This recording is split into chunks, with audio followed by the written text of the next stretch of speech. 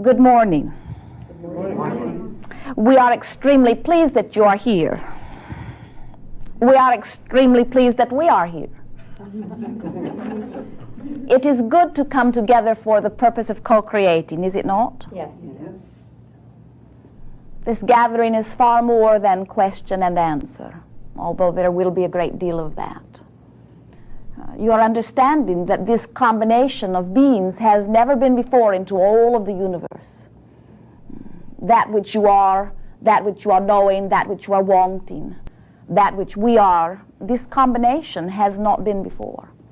And so together, as we are moving forward, it is our absolute knowing and promise to you that we will move beyond that which has been before. Not only is this a time of clarification for you upon many topics that are important, but it is a time of you actually fulfilling your reason for physical experience. You are here intending to chew upon the data of this time and place, yes, to become familiar with it, yes. But you are also intending that through your very specific focus and through your very profound and eternal connection with all that is, to take knowing beyond that which it has been before. And that is a very new idea for most of our physical friends, because almost all physical beings, of course there are exceptions, but most of you think that you are here to prove yourselves worthy of something else, that non-physical sits in a place of perfection and you are here being tested. And once you get it figured out, then maybe you won't have to come and do this anymore. Sort of the climbing the rungs of the ladder, so to speak. And we say to you, you did not come forth into this physical experience to prove yourselves worthy of anything. You came forth into this physical experience because of the deliciousness of physical experience. You said, I'm wanting to go forth into the physical, and I choose a dimension that I am not familiar with. In other words, you did not remember all that was here, because I am wanting a fresh approach to an experience, understanding that the knowing that is within me will come forth, and this new experience will stimulate my thinking in a way that it has never been stimulated before. In other words, you physical creatures are upon the leading edge of thought. Do you understand how important you are?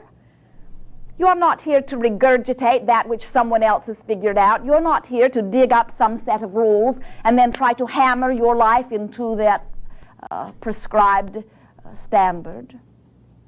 You are here to be and to respond and to radiate outward and to literally uplift or influence all that is through your beingness. What do you think about that? Remarkable. Good. What are you wanting to talk about? So what I'm hearing you say is, as you connect with your inner being and your source, then you draw unto you when you are ready. And everything is in synchronization, and you draw this to you and it just happens. So no sense to worry about it? Absolutely.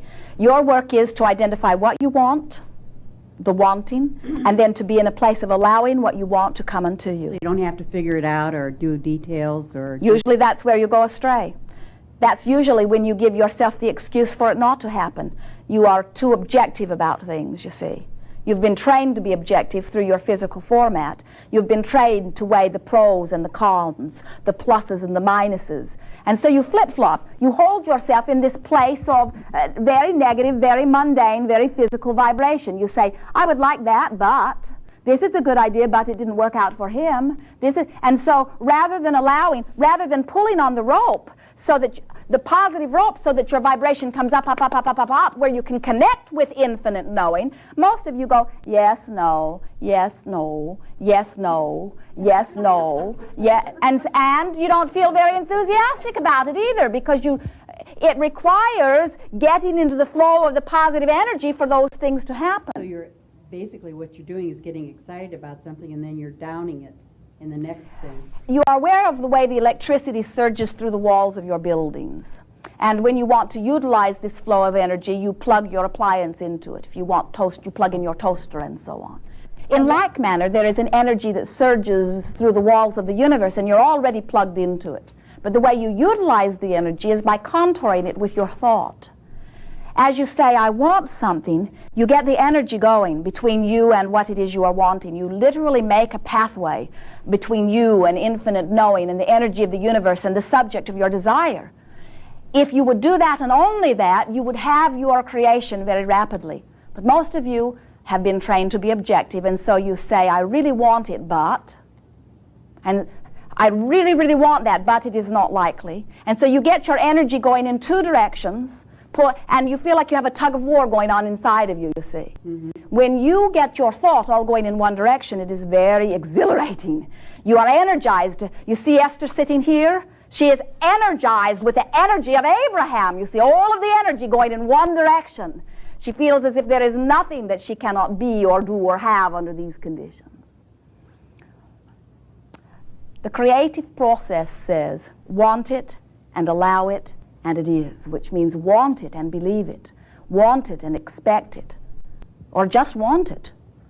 All you have to do is give your attention to what you are wanting, let your thoughts. We'll talk as we move forward about some processes to help you catch yourself red-handed in the act of negative creating. In other words, every time you say no, I have caught myself doing that occasionally, not constantly, but where thoughts are coming in and I'm aware all of a sudden of quit thinking that, you know. Your orientation is one of guardedness. The day you were born, they said, you're going to die.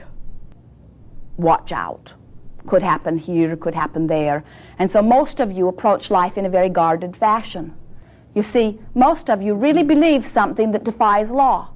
You really believe that the way to get to what you want is to defeat what you don't want. There's a war against cancer, a war against AIDS, a war against poverty, a war against. And all of that attention, every time you say no to something, you give your full energy to it. The universe does not understand yes and no. The universe only understands attention, and all attention means yes. So every time you say no to something, I don't want that, the universe is hearing, come unto me. Come unto me. You say yes to wellness, and so it comes to you. You say no to illness, and so it comes to you. You say yes to prosperity, and so it comes to you. You say no to poverty, and so it comes to you. You say yes to magnificent relationships, and so it is yours. You say no to that rotten one, and so it comes to you, you see. See, I have trouble, you know, and in saying I actually created the pain or I actually created this and that, and yet I have gotten to the point now where I guess I accept the fact that this is so. Most do not want to hear it because you feel defensive, because you say, I would not have done that. I would not have done this to And myself. we say you did not do it on purpose. In other words, it was not your deliberate intent, but you nevertheless did do it. In the beginning, we always notice some discomfort because you feel defensive, but soon you are empowered by this knowing. You see, as long as you are saying, it is something outside of me that has affected my experience, then you feel vulnerable because you can't control what is outside. You can't control what others want. And so as long as you are saying it is the reason over there or it is the reason over there that this has happened, then you are vulnerable and insecure. But as soon as you acknowledge all things come to me by virtue of what I am vibrating, then while you are not really good at it in the beginning, still you feel no longer vulnerable, but in control of your own experience. I've tried to apply this to like the pain, the stiffness of arthritic, which runs in the family, and I think that's probably where I got the belief. It does not run in the family, it runs in thought. That's what I think, but then now that I'm into it, is trying to get out of it. Understood. And once you've pulled on a rope long enough that you have a physical manifestation, then the physical manifestation is such a constant reminder that then that's that great big weed he was talking about. Then it's harder to get it out of the ground. Yeah. But it can be done, and we'll talk about that. Okay. You see, it is our absolute promise to you that there is not a shred of evidence anywhere in the universe that is to the contrary of these laws that we are offering you. And so as you begin to hear the laws and then you begin to make the correlation between what you're thinking and speaking and what you're receiving, and you begin to see it around you, then you gain the absolute control of your own experience. And it feels so wonderful, because then you can get on with your reason for being here, you see. Until you make the connection with your inner being and have that broader guidance, you're just banging it around in the physical like everybody else, as you said. But when you make the connection with your broader knowing, then your action is inspired. Then the action that you do means more, because the action is the icing on the cake. You have set things in motion through your thought, and your action is the way you enjoy the power of your thought. Most of you are now using your action to clean up the mess of your thought. Your hospitals are filled to the brim with those who now take action to compensate for inappropriate thought, you see. It does not take much to turn this around. In other words, many of you say, Abraham, I am so old, and I've been pulling on these negative ropes for so long. Will it take me a long time to make the new transition? And we say, you are babies. This physical experience is but that long in comparison with all that you have lived, and that which you are from broader perspective is a purely positive being. And so it will not take much for you to piggytail or piggyback onto that energy that you really are. It will be almost an instant transition once you understand it, you see. I'm looking forward to it. Indeed, it is good time for a segment of refreshment, is it not? Yes. We are complete. They're real happy. Yeah. Well, this is an interesting one that I've dealt with for many, many years, and it was pointed out to me, dealing with the fear of failure. Because The biggest lack of all, isn't it? it's exactly right. It's the biggest lack of all, and my life has gone somewhat like a yo-yo, to some pretty high heights and some pretty low lows. And realizing that, yes, I am the attractor, but the question I'm asking is, how do I, number one,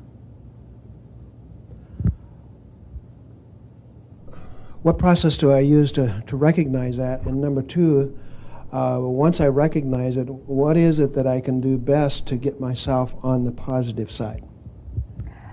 Some of our friends will say, Abraham, I've just jumped out of an airplane. I'm at 40,000 feet. I have no parachute. Now what should I do? And we say, oh, you've come to us so late, for you had thousands of opportunities to do something about it, and we know that is what you are asking about. I'm going to give you one more example of this, and then we will speak directly to your question, for you have brought us to a very good place. Jerry and Esther were living in the city of Phoenix, and Esther really wanted to live in the city of San Diego, but they had a commitment to stay in Phoenix. You know, one of those things you do even though you don't want to. And so they were traveling back and forth, and on this particular night, both of them were complaining in a very comparative fashion about the city of Phoenix. San Diego, the traffic is better than Phoenix, and in San Diego the weather is better and the people are nicer, and on for 400 miles as they came across the desert. It was the conversation many years ago. And as they drove into the city of Phoenix, Esther had been punching the button on the automobile that showed the outside temperature, and it had gone from 70 to 80 to 90 to 100. And as they came into the city of Phoenix on this hot summer night, it is 1 o'clock in the morning and 106 degrees.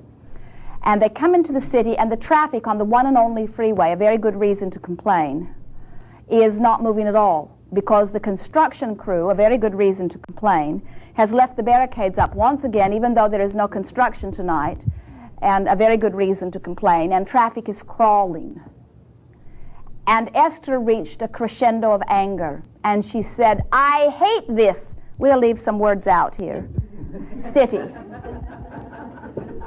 And in the moment of her outburst, a boulder was tossed from an overpass and struck the side of their automobile, making a very big hole in the side of it. A few inches above, it would have come through the windshield and made a hole in Esther. And we said, oh, Esther wasn't that bad, hearing the story many years later. Now, the point that we are wanting you to hear is that there was not another vehicle or another couple, another offer of vibration.